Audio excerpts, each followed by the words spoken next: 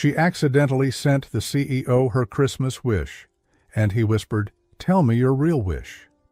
She just wanted to vent. She wrote her Christmas wish list on her phone and hit send without checking who she was sending it to. 30 seconds later, a cold shiver ran down her spine. She hadn't sent it to her friend. She had sent it to him, the CEO, the most unreachable man in the entire office, the man who never smiled and never, ever got involved with anyone. And yet, later that same night, he appeared beside her under the Christmas lights shimmering against the glass windows. He leaned in, lowered his voice, and said, "That's your public list. Now tell me, what's your real wish?" And in that moment, she realized, maybe the greatest gift wasn't something she had asked for, but someone she never imagined would answer. Before we continue, if you enjoy touching and inspiring stories like this one, make sure to subscribe to the channel and leave a like. Now let's get back to the story. "You sent that list to him?" The color drained from Clara Wynn's face. Her fingers trembled above the phone screen. The tiny icon at the top glared back at her like a silent judge. Delivered. Read. 9:41 a.m. And just under it, the name, Damian Hartwell, CEO. Untouchable, unsmiling, unreachable. Clara's voice was barely a whisper. "No, Mo, no, this can't be happening." Across from her, seated at the office cafe table with the coffee already going cold, her best work friend Lana slapped a hand over her mouth and stifled a laugh that quickly turned into a wheeze. "Oh my God, Clara, you sent your Christmas wish list to Damian Hartwell, the same man who fired a director last year for smiling in a budget meeting?" Clara dropped her phone onto the table like it had burned her. "I meant to send it to you," she muttered, pulling her sleeves over her hands. "I just needed to vent. It wasn't even serious. Just things I know I'll never get." Her voice trailed off as she thought of the words she had written just minutes earlier, curled in her desk chair before morning meetings began. Clara's wish list, a quiet Christmas, no pity invites. One day without pretending, "I'm okay." A reason to stay in the city, something, someone, to believe in again. The last line echoed in her ears like a bell someone had rung in the snow. "Oh, honey." Lana leaned forward, finally seeing the panic in Clara's eyes. "Wait, he replied? Did he reply?" Clara shook her head, but her stomach flipped all the same. The read receipt still sat there, silent and merciless, as if the man himself had opened her soul, nodded in silence, and moved on without blinking. "I'm going to get fired," Clara whispered, trying to steady her breath. "That was personal. That was too personal." "You think Damian Hartwell actually reads messages?" Lana raised a brow. "He probably deletes everything that isn't about contracts or mergers." But neither of them sounded convinced. Just then the cafe quieted slightly. Clara froze. The elevator doors across the open-plan floor opened with a soft ding, and out stepped Damian Hartwell, black suit, long coat, impossibly crisp shirt. The man was carved from winter itself, tall, composed, moving through the office like he belonged to another world entirely. He didn't look at her, but Clara felt a prickle run down her back, like the air had shifted the moment he stepped in. "I need to disappear," she muttered. Lana's eyes followed Damian's path toward the glass conference room. "Or," she said carefully, maybe he didn't mind," Clara scoffed. "The man is a corporate glacier. He's not going to suddenly have emotions because of a random assistant's sad little Christmas list." "Still," Lana said, eyes twinkling, "I'd pay to see what happens next." Clara spent the rest of the morning walking on a tightrope of anxiety, unable to concentrate on her work. The weight of embarrassment sat squarely in her chest. And it didn't help that Damian's office was in direct line of sight from her desk. Every time someone's phone rang, she flinched. Every time her name was called, her stomach sank. By the time noon rolled around, she hadn't touched her lunch. Instead, she sat curled over her tiny desk, scrolling endlessly through emails, half reading them, waiting for the one message she hoped wouldn't come. "Please see me." But nothing came. No email, no reprimand, Not even a polite HR note, just silence. Clara stood and grabbed her coat. "I'm going for a walk," she told Lana, voice tight. Outside, the December air bit gently at her cheeks. The snow hadn't begun to fall yet, but the clouds were heavy with the promise of it. Her coat flared slightly as she turned the corner of the building and stepped toward the Christmas market stalls set up in the courtyard. It was there she saw it, a snow globe, small, delicate, tucked between handcrafted candles and jars of cinnamon jam. Inside the glass dome, a tiny cabin glowed with golden light, nestled in a blanket of snow, a pine tree standing tall beside it. Her hand hovered above it, drawn to it for reasons she couldn't quite name. "My grandmother had one just like this," she murmured aloud. The vendor, a silver-haired woman with a gentle smile, looked up. "It's waiting for the ride home," she said softly. Clara hesitated, then stepped back. "Not mine, not this year." But as she walked away, she couldn't shake the feeling that the snow globe, like her wish, had been seen. Back inside, the lights on the office Christmas tree had been turned on, soft, gold, glowing. She passed it quickly, hoping no one noticed her red cheeks from the cold. But just as she turned the corner to her desk, she stopped. On her chair, resting quietly on top of her notepad, sat something new. The snow globe, the exact same one from the market. Heart in her throat, Clara looked around. No note, no tag. She turned in slow motion toward the corridor leading to the executive offices, only to find Damien Hartwell standing there, watching her. His gaze, cold as it always had been, seemed warmer now. Just barely, he took a step forward, then another. Clara's pulse jumped. Damien stopped a few paces away. No smile, just a tilt of his head. And then he said, with a voice deeper and softer than she ever imagined, "That's your public list. Now tell me, what's your real wish?" Clara's lips parted. She stared at him and realized he had read every word. Clara didn't breathe, couldn't. Damien Hartwell stood 3 feet away, the man who barely nodded at birthdays, who didn't do small talk, who rarely looked anyone in the eyes unless they signed his checks, and yet here he was, speaking softly. Holding her gaze, his words from seconds ago still hung in the air like mist. "That's your public list. Now tell me, what's your real wish?" Clara blinked. Twice. Her heart thudded in her chest. She opened her mouth, then closed it again. I didn't mean to send it." "I know." His tone was unreadable. Calm, almost curious, but his eyes, those steel-gray eyes, lingered a little too long on her face, like he was reading her again.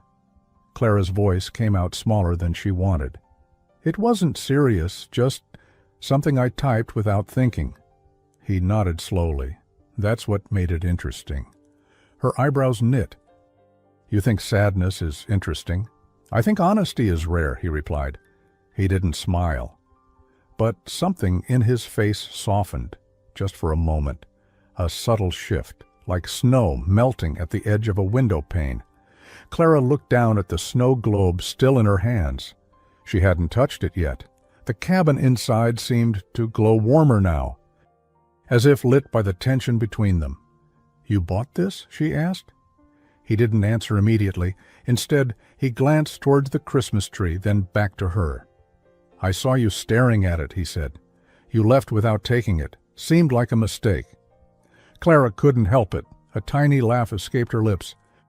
"You were watching me?" Damien arched a brow. "Don't flatter yourself, Miss Wynne. I happened to be walking by." A beat passed. "But yes?" She bit her lip, warmth creeping up her neck. Then, sensing the shift, he changed course. "Walk with me." "What?" He nodded toward the hallway. "The coffee in this office tastes like scorched regret." "I need real caffeine. Join me." It wasn't a question. Clara blinked. "Aren't you supposed to be in the quarterly board call?" "I was. Now I'm not." Before she could argue, he was already walking. Clara looked down at the snow globe once more, then followed. The little cafe 2 blocks from the office was tucked between a bookstore and a florist. Clara had passed it dozens of times but never stopped. It smelled like roasted hazelnuts and cinnamon when they entered, and the warmth inside instantly softened the edges of the world. The barista looked up, startled, probably not used to 6-foot-tall CEOs in expensive suits showing up unannounced. Damien ordered without hesitation, "Flat white, extra hot, no sugar." Clara hesitated at the counter, still half shocked she was here at all. Same, but with cinnamon." He nodded approvingly. "Brave." She smiled faintly. "I live dangerously." A tiny chuckle slipped from him. A chuckle. Clara nearly dropped her wallet. They took a small booth near the window. Outside, the sky had begun to spit soft flakes of snow, catching on the glass and dissolving in slow motion. Damien leaned back. For once, he didn't look like the top floor of the building. He looked like a man, tired, too tall for the chair, with the faintest shadow of 5 o'clock stubble along his jawline. Clara sipped her coffee. The cinnamon hit just right, warm, sweet, unexpected. He watched her for a second, then said, "Why those wishes?" She paused. She could lie, make it funny, say something breezy. But the snow globe was sitting between them on the table now, and the cafe's golden light made her feel safer than she had in weeks. So she told the truth. "I moved to this city 4 years ago," she said, "right after my dad passed. My mom didn't want me to stay in our hometown. Too many memories. I needed a fresh start, so I said yes to the first job I could get. Entry-level assistant," she nodded. "Worked my way up to events coordination. It's not glamorous, but I make things happen. Quietly, behind the scenes." "And you're invisible," he added. She looked up, startled. He wasn't mocking. He was observing. "Yes," she admitted. "I guess I got used to people not noticing, which is fine. Until holidays hit." He said nothing, just listened.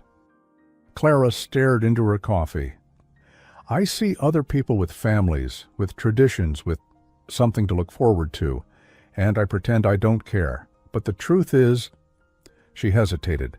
"I'm tired of pretending I don't miss things I never had." The words surprised even her. For a long second, Damien didn't respond. Then he reached for the snow globe, turning it slowly in his hand. "When I was 10, he said quietly, my father forgot Christmas entirely, sent a driver with an envelope of money on the 26th. My mother put the envelope in the fireplace, said, 'He can't buy a holiday he doesn't remember.'" Clara blinked. "You remember that?" "Perfectly." Something shifted in her chest. He wasn't ice. He was glass, clear, fragile, containing whole worlds of winter storms and a single flickering light inside. "I didn't mean to pull you into all this," she said gently. "You don't owe me anything." Damien met her eyes. "Et." "I owe myself something," he said. "Which is noticing people I should have noticed before." Their coffees were half empty now. The snow outside had thickened, softening the edges of the street. Then his phone buzzed. He checked it, his expression closing like a curtain. The CEO mask returned. "Your lunch break is almost over," he said. "Not cold, just back to business." Clara stood slowly. "Thank you for the coffee." He nodded, and for a moment she thought that was it. But just as she turned toward the door, he said behind her, "Clara?" She froze. His voice was lower now, almost unsure. "I asked what your real wish was," he said. "You never answered." She turned, heart thudding. "I don't know yet," she whispered. Damien tilted his head. "Then maybe we figure it out." When Clara arrived at work the next morning, something was different. Not in the way the office looked. The same cold marble floors. The same chrome elevators. The Christmas tree still twinkled in the lobby with its soft gold lights, and the receptionist still wore too much perfume. But something had changed. People were looking at her. Subtle glances, half whispers near the copy machine. One junior manager even stopped mid-step. squinting like he'd seen her name somewhere he couldn't place. Clara tried to ignore it. She clutched her bag tighter and headed to her desk, heart pounding, thoughts racing back to the snow globe now sitting on her bookshelf at home. She'd stared at it last night far longer than she'd admit, replaying his voice in her mind. Then maybe we figure it out. What did that even mean? Was it an invitation? A passing comment? A mistake? She wasn't sure. What she was sure of, however, was that 10 minutes after she logged into her computer, her calendar updated. Meeting request, 11:30 a.m., private strategy briefing attendees. Damien Hartwell, Clara Wynne, location, 49th floor, CEO's office. Her stomach flipped. Clara stared at the invite like it might disappear. That floor was sacred ground. No one under director level ever got called up. And certainly not for a private strategy briefing. She turned to Lana, who was biting into a cranberry muffin. I just got called up. His office. Lana nearly choked. You're going to the 49th? Alone? Did you commit treason? I think he wants me to help plan the investor gala. The Christmas Eve gala? Clara nodded. Lana lowered her muffin, eyes narrowing. Clara, no offense, but until 2 days ago, he didn't know your last name. Until I accidentally sent him my emotional breakdown in list format, Clara muttered. Lana leaned in. Girl, be careful. That man notices everything, and no one ever walks out of that office the same. The hours between the invite and the meeting passed in a strange blur. Moments of panic, then pockets of calm that didn't make sense. It was like her mind couldn't decide whether to brace or breathe. At 11:28, Clara rode the elevator up alone. The 49th floor was silent, luxurious, and almost surreal. Dark wood paneling, framed black and white cityscapes, a single long hallway that seemed designed to intimidate. Damien's assistant, a sleek, impeccably dressed woman named Elise, gestured for her to go right in. Clara knocked gently, then stepped through the large glass door, and there he was, standing by the window, suit jacket off, shirt sleeves rolled to the forearms, like he'd been up thinking all night. Clara, he said, without turning.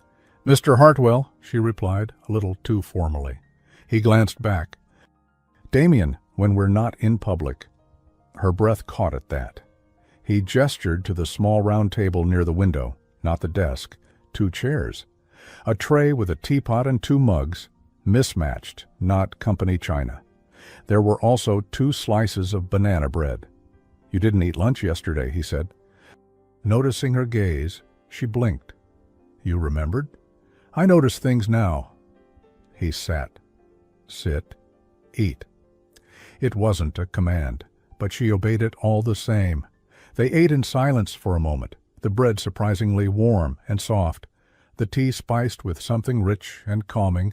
Clara relaxed slightly, feeling more human, less like a deer in headlights. Then he slid a file across the table. I want you to co-lead the Christmas Eve gala. Clara stared. I thought this was a senior event. It is, but the board doesn't understand people. You do. Her fingers tightened slightly around the mug. Why me? Damien didn't answer right away. Then he looked at her, and for the first time she saw it. Not interest, not pity, but respect. You made a list, he said, and it told me more about this company's emotional blind spots than 2 years of feedback forms. Her heart skipped. You're not invisible, he added, and I don't think you've ever been ordinary. The next few days unfolded in a strange, new rhythm. Meetings, shared notes, quick glances across the room. Clara found herself spending time on the executive floor, not just as an observer, but as a collaborator. She began noticing things too, like how Damien rubbed the back of his neck when a conversation turned emotional, or how he softened slightly every time they passed the tree in the lobby, or how he'd pause for half a second before knocking on her desk to signal a new task, as if he didn't want to surprise her. It wasn't romantic, not yet, but it was real. Until Monday morning, when everything changed again. The team meeting was full. Holiday planning, last-minute budgets, year-end panic. Clara sat near the back flipping through her notes, and that's when she walked in, tall, blazing confidence, lips red, heels louder, Miranda Knox, head of public relations. Beautiful, witty, sharp as broken glass. She was one of the few people in the company who could make Damien laugh, and she knew it. "Morning all," Miranda chirped. "Apologies for the entrance. Wardrobe emergency." Her voice dripped with charm. Then she saw Clara. "Oh," she said sweetly. "Is Clara here in strategy meetings now? Look at you moving up." It sounded like a compliment, but everyone heard the edge beneath it. Miranda had spent years building her proximity to Damien, protecting the illusion that she was the only one who truly understood him. Anyone new in his orbit, especially someone he seemed to notice, was a threat she wouldn't tolerate quietly. Clara smiled politely, just helping with the Christmas Eve gala. "Of course," Miranda said, sliding into a seat next to Damien, her seat always. "How festive." Clara looked away. She didn't belong here. She wasn't meant to be seen. And suddenly she felt very, very visible. Too visible. The meeting moved on. Numbers, vendors, projections. Then came the question. "Damien," Miranda purred, "who's handling the opening speech?" Before he could answer, Clara felt every eye turn toward her. He looked directly at her, and then, with a calm, clear voice, said, "Clara will be opening the event. She's the reason it matters." Miranda froze. Clara's pen slipped from her hand, and suddenly the room felt too quiet. Clara didn't hear anything after he said it. "Clara will be opening the event. She's the reason it matters." The meeting kept going, voices moving on, people nodding, but Clara sat frozen in her chair, still clutching the pen that had slipped from her hand. She was the reason it mattered? A week ago. Damien Hartwell didn't know her favorite tea, her middle name, or even the sound of her laugh. Now, he'd handed her the mic. Beside him, Miranda Knox's smile never wavered, but her pen scratched aggressively against her notebook, leaving dark, angry strokes. After the meeting, Clara ducked out quickly, not wanting to make eye contact with anyone. The moment the elevator doors closed, she let out the breath she'd been holding since 9:53 a.m. Her hands were shaking. She didn't want attention, not like that. Not in front of Miranda, not when she hadn't done anything exceptional, just spoke honestly. Still, there it was again, that voice in her head whispering, "You don't belong up here." She buried herself in work that afternoon, tuning out everything. Even skipped lunch, something Lana later scolded her for with a pack of almonds and a dramatic gasp. "Girl, you skipped banana bread, and you think you're functioning." Clara gave her a weak smile. It was a weird day. "You think?" Lana leaned closer. "Clara, he publicly handed you a stage. Do you know what that means in this building?" "I don't want it to mean anything." Too late. Clara's phone buzzed. She looked down. One new message. Damien Hartwell. "Come to the roof. 5 minutes. Bring your coat." She blinked. "The roof?" Lana leaned over. "Oh, that's not normal." Clara's breath fogged in the crisp December air as she stepped onto the rooftop garden, a rarely used executive space with benches, pine planters, and a string of snow-dusted fairy lights. Damien stood near the edge, hands in his coat pockets, his black overcoat blending into the gray skyline. He didn't turn when she stepped forward, but he spoke, like he felt her presence. "I shouldn't have said it like that," he said quietly. "In the meeting." Clara blinked. "I didn't say it bothered me." "You looked like you'd been pushed off a cliff." That made her laugh. A surprised, breathy laugh. Damien turned toward her finally. "You weren't wrong," she admitted. "I'm just not used to being noticed." He studied her face. "You should get used to it." She glanced away. "Not everyone thinks I belong." "Miranda?" "I didn't say her name." "You didn't have to." He stepped a little closer. "You think she's threatened because I noticed you, or because You did something she wouldn't dare do." Clara looked up. "What's that?" "You were vulnerable." He let the words sit in the silence between them. Snow had begun to fall, thin, glittering flakes swirling gently in the wind. They caught in Clara's hair, in the collar of her coat. She tucked her hands into her pockets. Then she felt it, felt something inside. In her right pocket, where she'd left only gloves that morning, her fingers brushed something round. Cold, familiar. She pulled it out, the snow globe. Her eyes widened. "Did you—" she began. Damien shook his head. "I asked Elise to leave it for you. Thought you might want it nearby today." Clara stared at it in her palm. The tiny cabin glowed softly under the glass. The tree beside it stood tall, blanketed in white. "Why do you keep giving me this?" she asked gently. "Because I'm starting to think you don't need a stage," Damien replied. "You need a home." Her eyes met his. The air between them shifted, just slightly, but enough. Later that afternoon, Clara returned to her desk, the snow globe now quietly sitting beside her keyboard. She tried to focus, but her thoughts kept drifting. To the rooftop, to the way Damien had looked at her, to the weight of his words. He thought she needed a home, not praise, not titles, but something far more personal. She wasn't sure what that meant, but the idea stayed with her like a flickering light. At 5:30, she gathered her things and stepped into the elevator. And there, waiting by the doors, was Miranda. Clara blinked. "Oh, hi." Miranda's smile was perfect. Too perfect. "Clara, long day?" "Just finishing up." Miranda's eyes sparkled, but not kindly. "Saw the gala draft notes on Damien's desk earlier. Nice work. Very real. Very emotional." Clara nodded slowly. "That's the tone we're aiming for." "Yes." "Well, the board isn't big on feelings, but I'm sure you'll charm them." It wasn't a compliment. Then Miranda leaned in. "I just wanted to give you a small tip," she whispered. Clara tensed. "Men like Damien," Miranda said sweetly, "don't fall for women who cry into keyboards. They fall for women who make them forget they need to feel." Clara stepped back.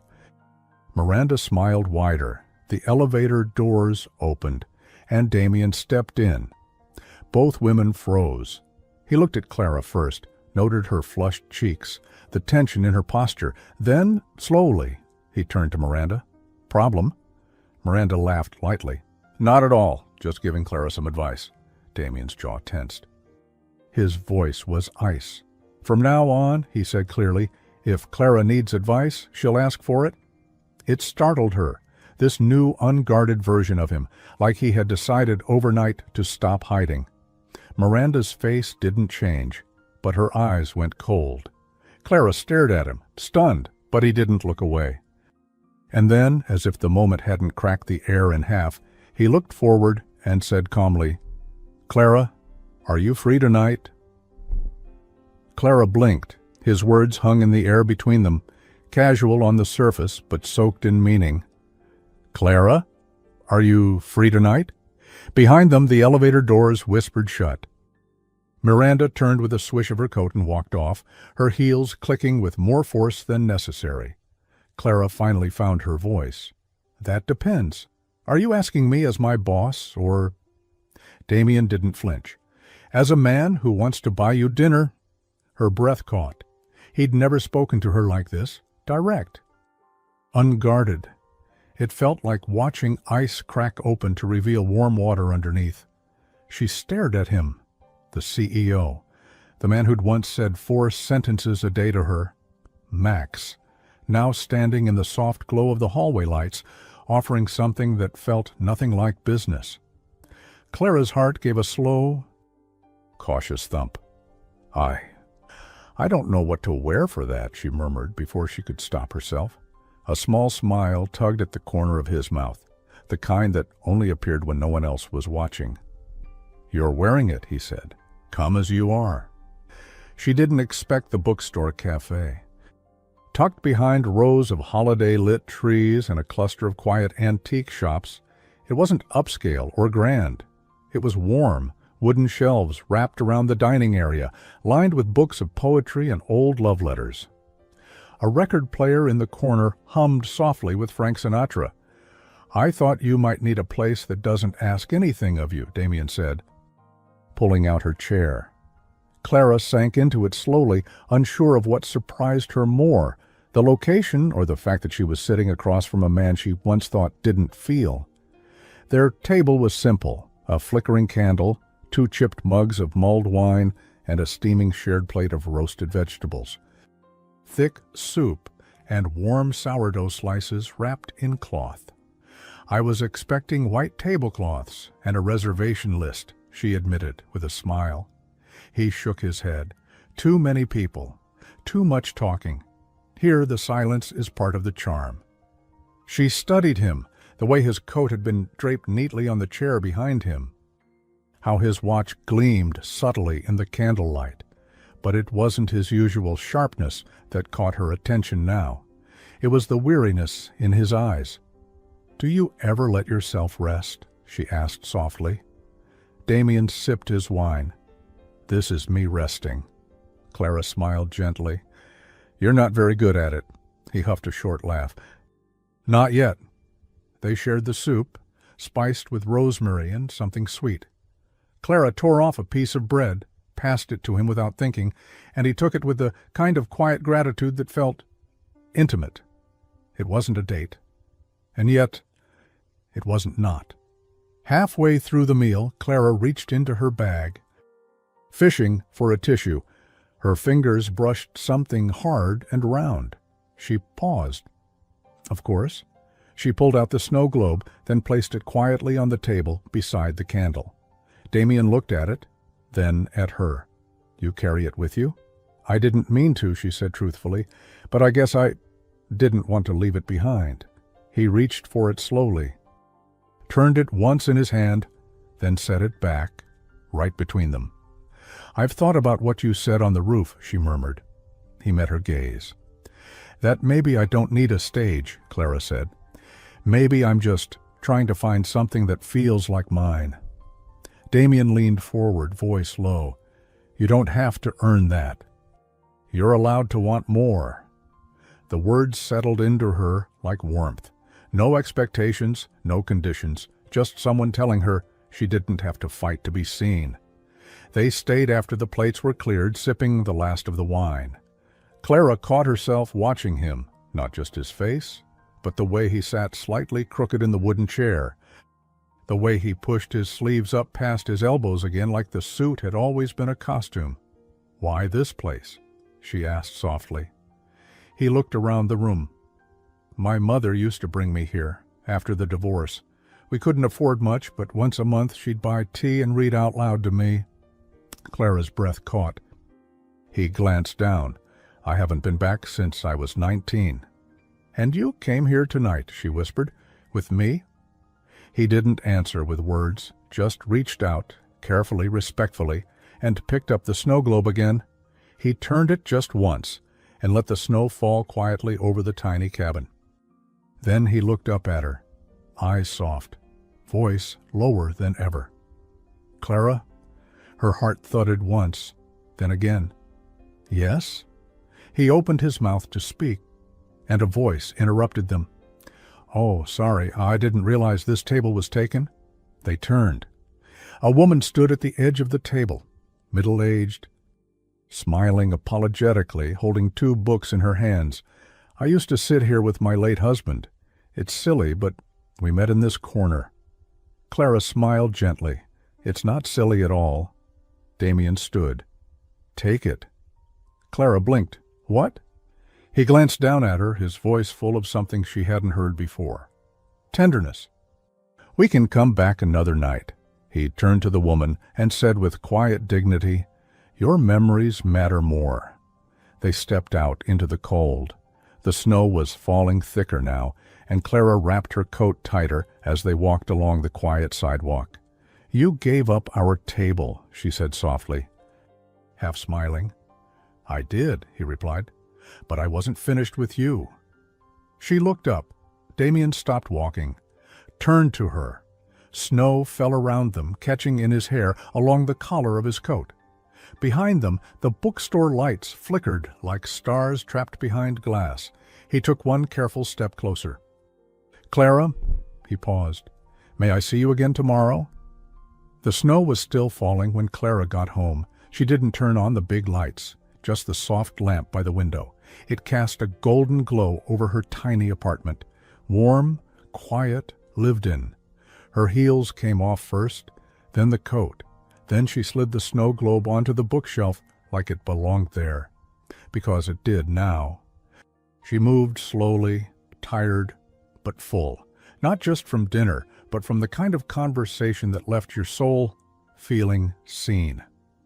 On the stove she reheated the soup she'd made on Sunday. Carrot, ginger, something comforting. She poured it into her favorite chipped mug and sat at the table alone. But she didn't feel alone tonight. Clara pulled out her phone. No new messages. She wasn't surprised. Damien didn't strike her as the text you cute things at midnight kind of man. And honestly, she didn't want that. She wanted something slower, real, like turning the page of a book you've waited years to finish. After dinner, she stood at her bookshelf, touching the spines like old friends, and stopped on a pale blue one with a faded spine. A Winter Promise, her mother's favorite book. She opened the front cover. Inside, in her mother's warm handwriting, "Stories stay when people go. Let yours be one worth keeping." Clara swallowed hard. She hadn't read that line in years. The last Christmas they'd had together, before the hospital, before the chemo, before the silence, her mom had read that book aloud. Just the two of them, sitting on the sofa with tea and slippers, laughing at the awkward romantic lines, crying at the endings. She'd forgotten what it felt like to be held by a moment. Now, tonight, something in her felt almost safe again. Almost. Her phone buzzed. Clara jumped. One new message. Damien Hartwell. Tonight meant something. Don't let the silence after make you doubt it. Her breath caught.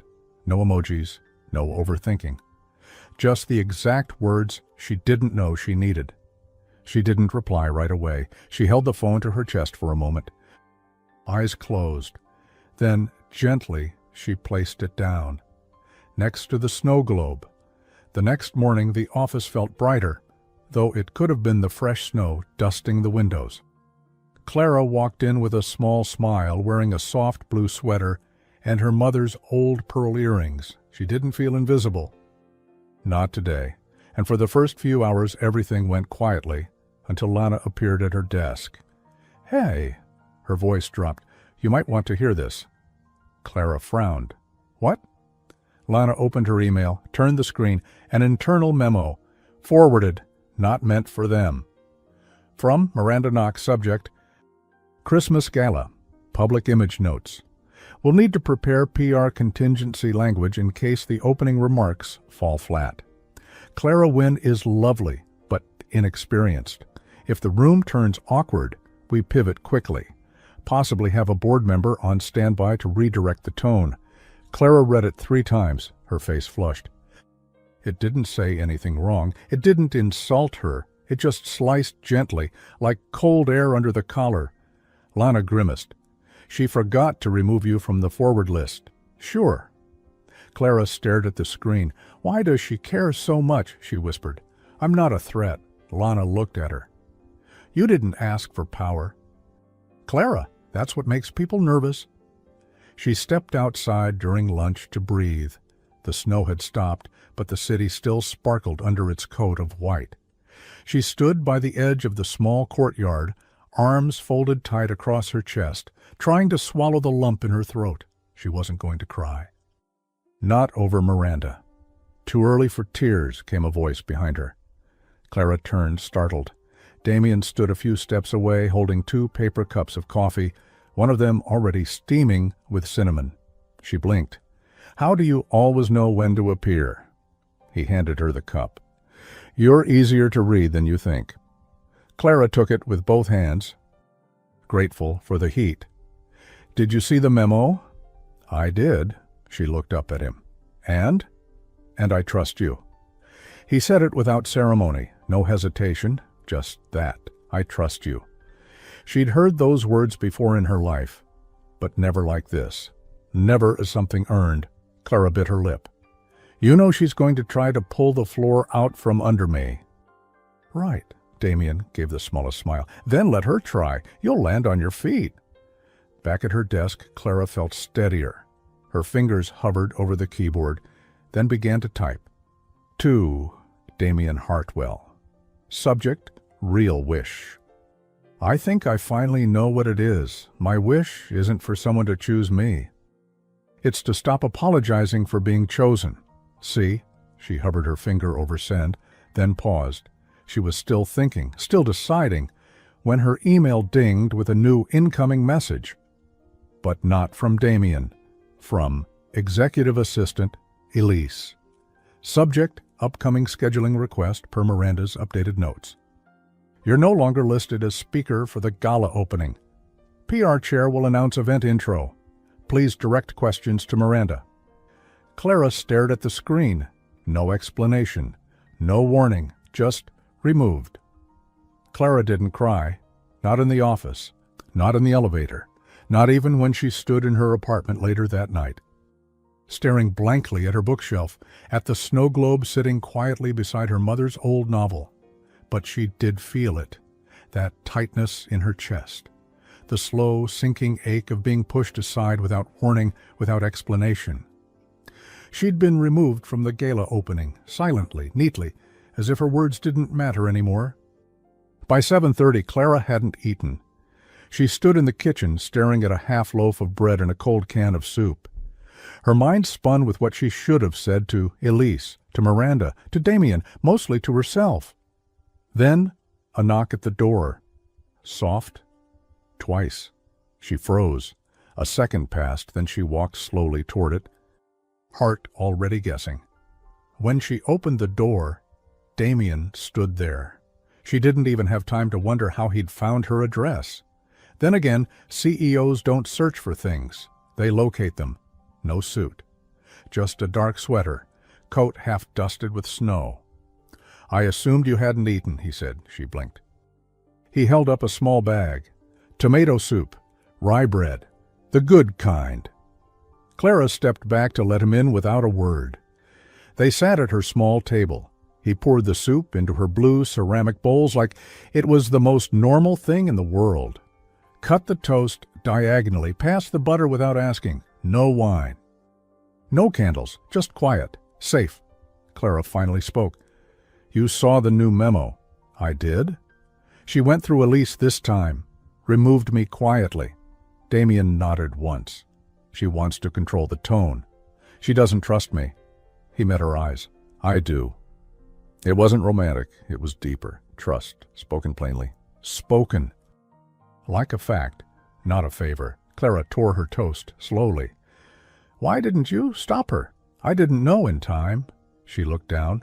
So that's it then? I'm off the stage? Damien paused, then said gently, What if you took it anyway? She looked up sharply. I'm serious, he said. Miranda can control the guest list.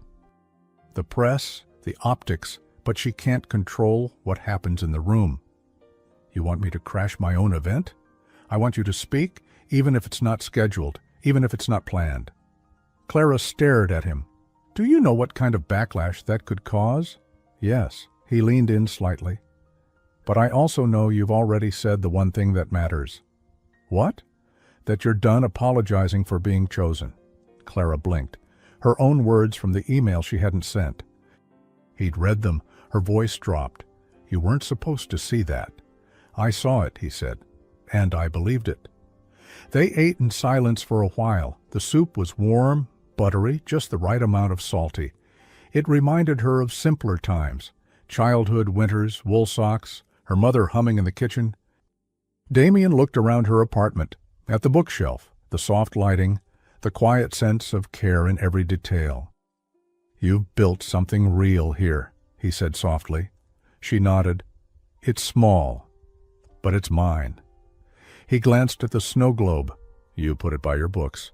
Seemed like it belonged. He turned to her. So do you. She didn't mean to say it, but it slipped out. I'm scared. He didn't flinch. I know, he said. She swallowed hard. Every time I feel like I might finally matter, someone like Miranda reminds me that I'm temporary, replaceable, decorative. Damien's jaw tightened. Do you want to know why she's threatened? He asked quietly. Clara looked up. Because she's built her life on being polished, projected, bulletproof. You walked in with nothing but a cracked voice and a cinnamon latte. And you reached people. I didn't mean to, Clara whispered. Exactly, he said. And that's why they remember you. Clara stood to clear the dishes. Damien moved to help, but she waved him down. I've got it.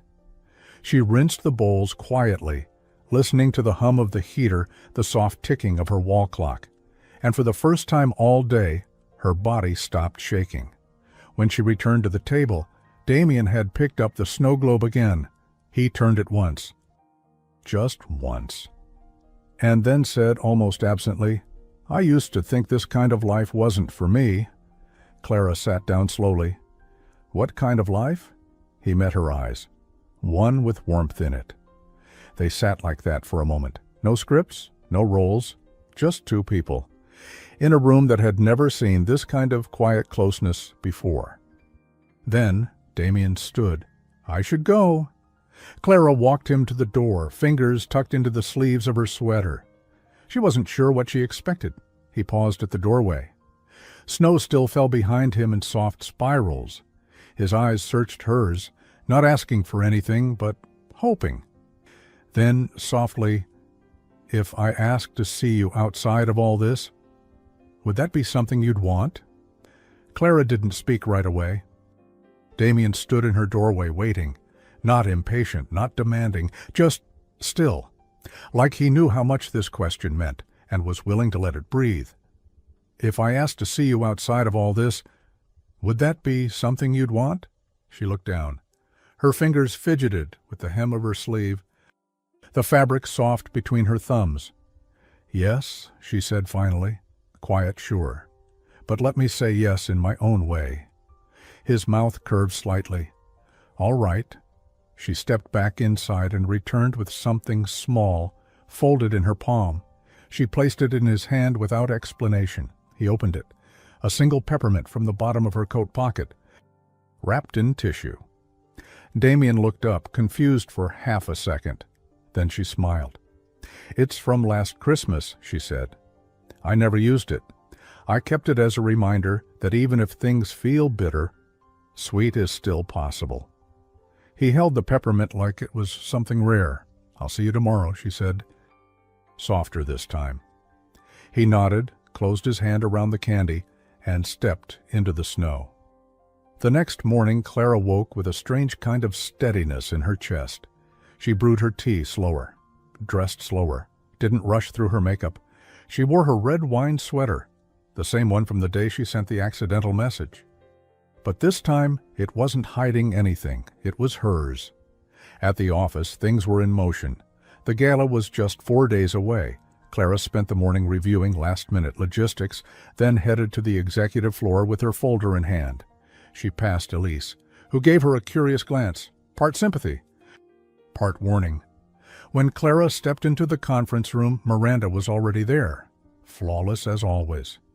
She was speaking to 2 board members, laughing at something Clara hadn't heard. Then she saw her. Clara, so glad you could make it, Miranda said, her tone full of syrup and edges. You're just in time to review the centerpiece layout. We've adjusted some of the elements to match the updated theme, Clara blinked. I wasn't told about a theme change. Miranda smiled. Oh, that's my fault. I've been moving so fast I must have forgotten to loop you in. The board members exchanged polite glances. Clara felt it, the tiny shift, the suggestion that she wasn't keeping up. Miranda turned back to the table. Anyway, we'll be adding a ribbon motif to symbolize unity across departments. It's visual, digestible, on brand. Clara stepped forward. And emotionally hollow. Miranda paused. The room went still. Clara didn't flinch. I'm sorry, she said. But I think guests want more than digestible. They want something that feels true, especially at the end of this year. One of the board members nodded slowly. She has a point, Miranda smiled through her teeth. Of course. That's why Clara's been so helpful behind the scenes. Clara met her gaze. Helpful, not essential. It was a message wrapped in charm and meant to be heard by everyone. Back at her desk, Clara stared at her keyboard, hands hovering. She wanted to scream, or cry, or write something brilliant and piercing that would finally stop the undercutting. Instead, she opened her drawer and saw the snow globe sitting there, tucked next to her mother's old sticky notes, the tiny cabin. The tree beside it, still standing. She took a breath, and then she started to type. At lunch, Lana dropped into the chair beside her, balancing a too-big sandwich and a ginger soda. "You're officially a topic now," she said between bites. "Apparently half the office is rooting for you, the other half thinks you're sleeping with him." Clara rolled her eyes. "Great, but guess who left a whole string of passive-aggressive comments in the gala doc? Starts with M, ends in Iranda? Bingo." Lana pulled out her phone and flipped it toward Clara. A new memo. Gala seating draft. At the top, 2 names. Opening remarks, Clara Wynne, Damien Hartwell approved. Clara blinked. "But I was removed," Lana grinned. "Seems like someone changed his mind." She scrolled to the bottom. There it was. Final sign-off. D. Hartwell. A slow smile tugged at Clara's lips. That afternoon, she was called to Damien's office. She stepped inside, finding him not behind the desk, but near the window, holding something. He turned when he heard her. "I wanted to return something," he said. In his hand was the peppermint, but it was no longer wrapped in tissue. It was inside a tiny glass ornament, clear, spherical, tied with a red ribbon. "I had Elise call in a favor from the art team," he said quietly. "Thought it deserved more than a coat pocket." Clara stared at the tiny red and white swirl, suspended in glass like a captured memory. "It's beautiful," she whispered. "It's yours," he said, "but I'd like you to keep it somewhere visible." "Why?" "Because you gave it away, and that's what brave people do." He handed her the ornament. Their fingers brushed, and for a second the air shifted. Stillness, warmth, the kind of pause that means something's about to change. Then, before Clara could speak, Damien looked away. "I have a meeting," he said. "But would you join me after work tomorrow? There's somewhere I want to take you." Clara's heart jumped. "Of course," he nodded. She turned to leave, but just before she stepped out, he said her name. "Clara." She turned back. He hesitated, then quietly, "There's something I want to tell you before the gala, something I haven't told anyone in years." The next evening, Clara stood outside the entrance to a quiet chapel tucked between office towers and ivy-covered stone. The city moved around her, cars, lights, people on their way to holiday parties, but everything slowed when Damien stepped beside her. He wasn't wearing a suit tonight, just a dark gray coat and that soft wool scarf she hadn't seen before, the kind of small, warm thing that didn't fit the Damien Hartwell the office knew. "Why here?" Clara asked softly. He nodded toward the chapel doors.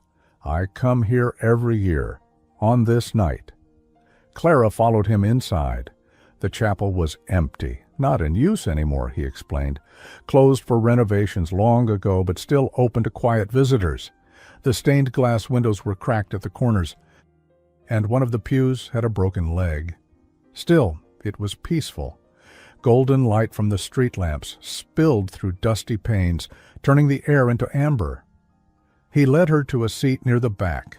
Clara sat beside him, waiting, and finally, after a long silence, he spoke. "When I was 13, I wrote a letter to my father asking him to come home for Christmas." Her heart paused. "I'd spent the whole afternoon working on it, even tried to use better handwriting. I folded it carefully and left it on the side table near his study." His eyes didn't leave the front of the chapel.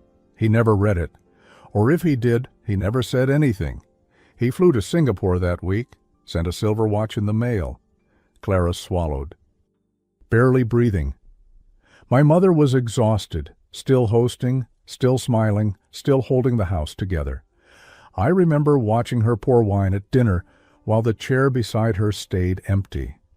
He finally looked at her, and that's when I decided I would never be the one waiting, never the one hoping someone would come back. Clara's voice was small. And you didn't. I built a life that didn't need anyone. He gave a bitter smile. But then you sent me a wish list, one that wasn't meant for me, and it undid everything I thought I'd sealed off. Clara's eyes stung, not because it was sad, but because it was true, raw, quiet truth, the kind that didn't demand pity, only presence. She reached out slowly and placed her hand on his, not gripping, not pulling, just being there. He looked down at it, then, slowly, turned his hand and laced his fingers through hers. The silence that followed wasn't empty. It was full. Outside, they stood under the streetlight near the chapel steps. Clara turned toward him, still holding his hand. "Thank you for telling me." Damien's jaw flexed like he wanted to say more, but didn't know how. So instead, he pulled something from his coat pocket. It was a small card, pale blue. Clara opened it. Inside, "Some things don't melt. I hope I'm one of them. D." Her breath caught. "I didn't know if I should write that," he said softly. "But you gave me the snow, the cabin, the light." Clara smiled, warm, real, unshaken. "I kept it because it reminded me that even frozen things can hold warmth." And then they stood still a few inches apart, his face lowered slightly toward hers, not too close, but enough that the cold between them felt like a line they might cross. Her eyes flicked to his mouth for the briefest moment. And that's when her phone buzzed. She flinched. The spell broke. Back at her apartment, Clara opened the message. "Lana, again. Lana, you need to see this. Now. Miranda just released the final press schedule. And there's a problem." Clara clicked the link. Company Press Bulletin, December Gala Schedule Update. Opening address by Executive Leadership, Miranda Knox, Damien Hartwell. Opening remarks from Key Employee Representative, TBD, TBD. After everything. Her name had been removed, again, even after Damien's approval. She checked the time. 9:41 p.m. She dialed. He picked up on the second ring. "Clara, I just saw the update." A long pause. "I didn't sign off on that," he said, voice hard now. "She waited until I was off-grid." Clara's throat tightened. "It's happening again." "No, not this time."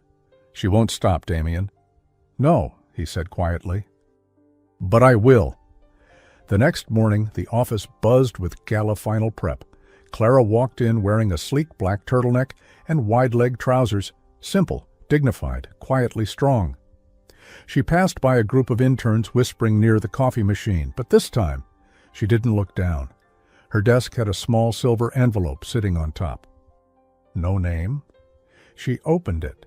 Inside was a card, identical to the snow globe's design. A tiny gold foil cabin etched with stars. No message. But on the back, in writing, she recognized, "Speak, even if they try to close the room." Her heart clenched. He hadn't forgotten. He was choosing her. Again.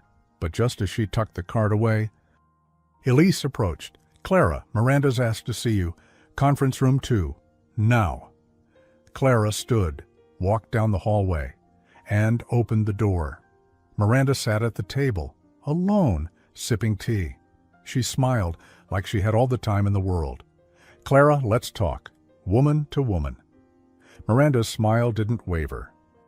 She sat like she owned the table, the chair, the air itself. A perfect silk blouse, a perfect glass of tea. Everything about her said control. Clara stood just inside the door of conference room 2, steady. She didn't speak first. Miranda did. "It's not personal, Clara. You were lovely for the early stages, But this is a major event. Damien needs someone polished beside him. Not, warm. Clara blinked slowly. Is that why my name disappeared from the program? Twice? Miranda tilted her head. It wasn't a deliberate erasure, just a redirect. Redirect. Clara repeated the word like it tasted bitter. Look, Miranda said, setting her cup down, you've made an impression, but impressions don't last. Not in this world. You want advice?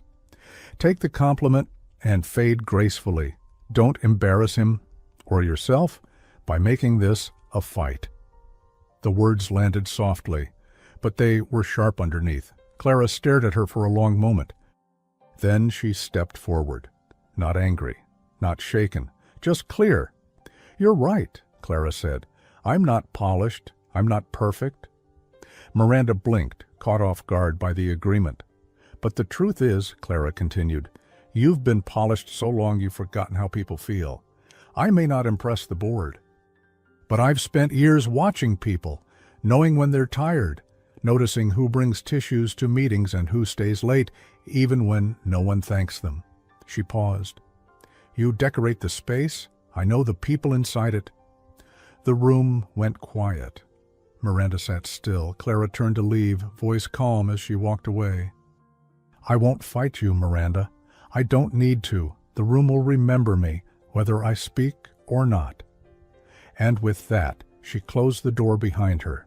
The Grand Marquette Hotel sparkled like a snow globe come to life. Golden light shimmered across marble floors. Crystal snowflakes hung from the ceiling. And soft instrumental carols echoed off the stone columns. The staff moved in a blur, final lighting checks, orchestra tuning, waiters placing the first round of champagne trays.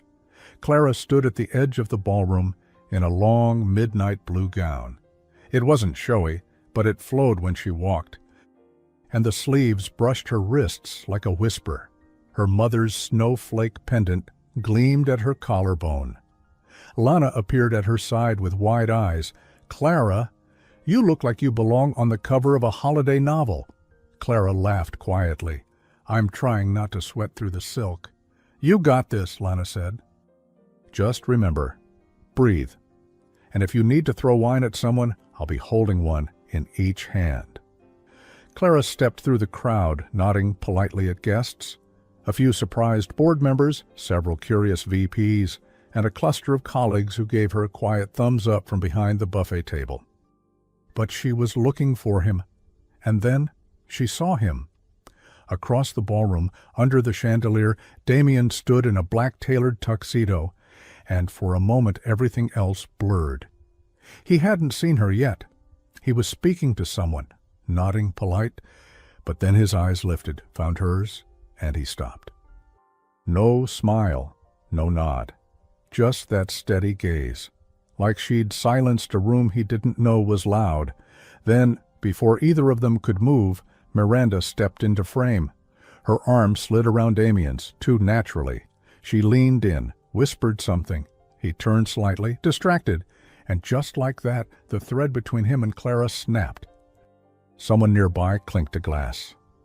Speech time, Lana whispered behind her. You ready? Clara wasn't sure. The ballroom dimmed slightly. Spotlights moved to the main stage. A hush rippled through the crowd. Miranda took the microphone first, radiant, poised. She welcomed the guests, thanked the sponsors, and made jokes that earned polite laughter. Then, now, please welcome our CEO, Damien Hartwell. He stepped forward. The crowd hushed again. Clara watched from the side of the room, heart thudding. Thank you, Miranda, and thank you all for being here.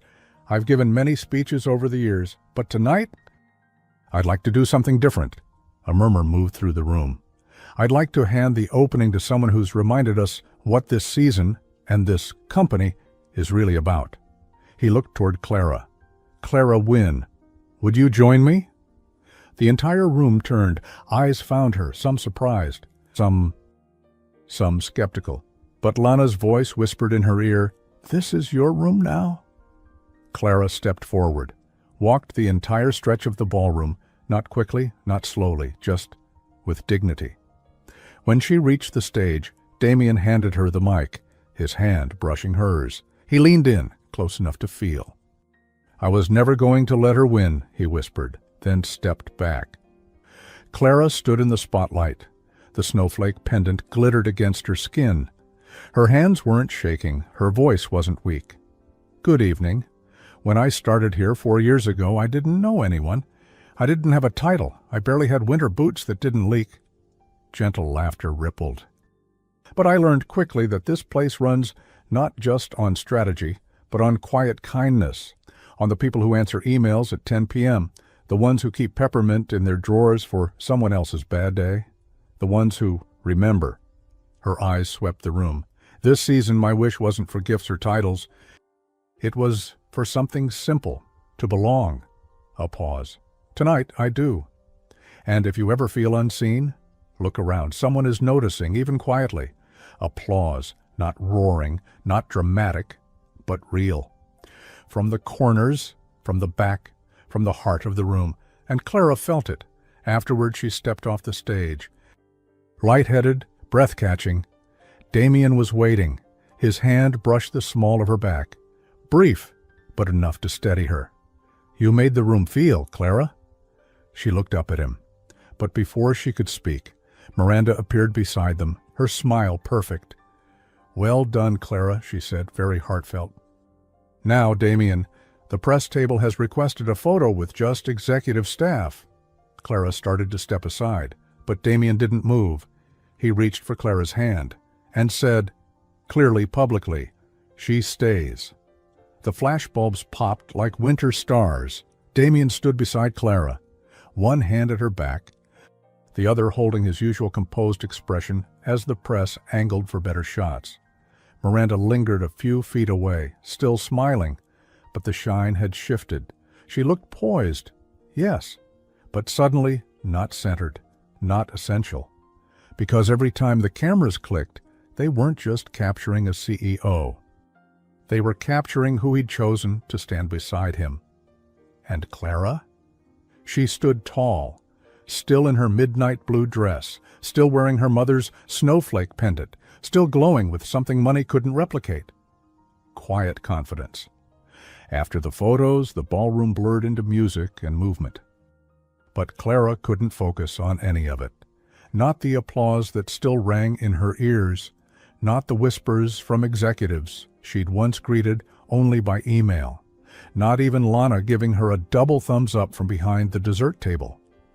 All she could feel was Damien's hand still resting gently at the small of her back, guiding her, protecting her, staying close without caging her.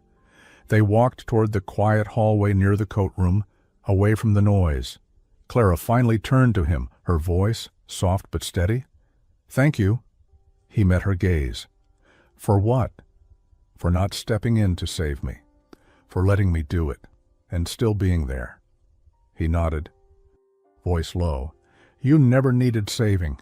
You just needed someone who wouldn't leave." They paused beneath the arched hallway light, warm and golden, like the snow globe's cabin brought to life. Damien took a slow breath. "Do you know why I gave you the snow globe that day?" She shook her head. "Because you looked at it like it remembered something you'd forgotten." Clara smiled gently.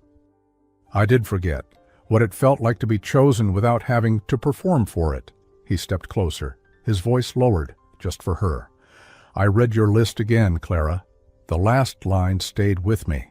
She closed her eyes. Something, someone, to believe in again. He reached into his coat pocket and pulled out the glass ornament, the one holding the peppermint she'd given him. But now, tied to it was a folded piece of paper.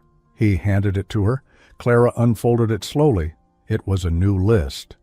D. Hartwell. Christmas wish, to stop pretending to be chosen back. A reason to stay, someone to believe in again. Tears welled in her eyes. Not dramatic ones, just full ones. Quiet. Whole. She looked up at him. "Is this real?" Damien stepped in, closer than he ever had. His hand found hers. Not rushed, not hungry, just home. "This is the realest thing I've ever wanted," she smiled, tearful, breathless, steady. Me too. And when he kissed her, it wasn't a fireworks kiss. It wasn't the kind of kiss that makes people gasp.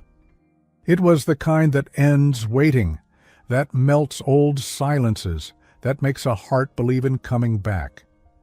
They stood together for a long moment, forehead to forehead. He whispered, "Just for her. Merry Christmas, Clara. Merry Christmas, Damien."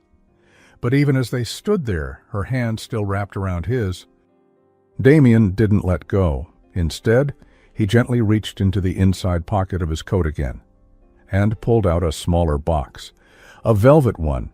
He looked almost nervous, as if he knew this was fast, but also knew he had never been more certain of anything. No crowd, no lights, just them. "I didn't plan to do this tonight," he said quietly. "But I can't imagine going into a new year without you knowing exactly what I want." He opened the box. A ring, simple, elegant, and warm, not like her. "Clara Wynne, will you marry me?" Her breath caught, but not in shock, in something deeper. Peace, certainty. "Yes," she whispered, and then again. Firmer, "Yes." He smiled, the kind of smile that made the corners of his eyes soften. "Thank you," he murmured, and kissed her hand. They didn't go back to the ballroom. They didn't need to. In that quiet hallway, beneath golden light and soft echoes of distant music, the future had already begun. Sometimes all it takes is one wrong message to send your heart in the right direction. Sometimes your Christmas wish doesn't come wrapped in a box. It comes in the form of someone who sees what the world tried to overlook. And sometimes, just sometimes, love isn't loud. It's steady, gentle. Chosen, and it stays. The end. Now let me ask you, what would you put on your real wish list? Drop it in the comments. I'd love to know. And while you're here, like if it made you smile. Rate this story from 1 to 10 in the comments. Be honest. Subscribe if you want more stories like this one. Until next time, my friend, see you in the next story.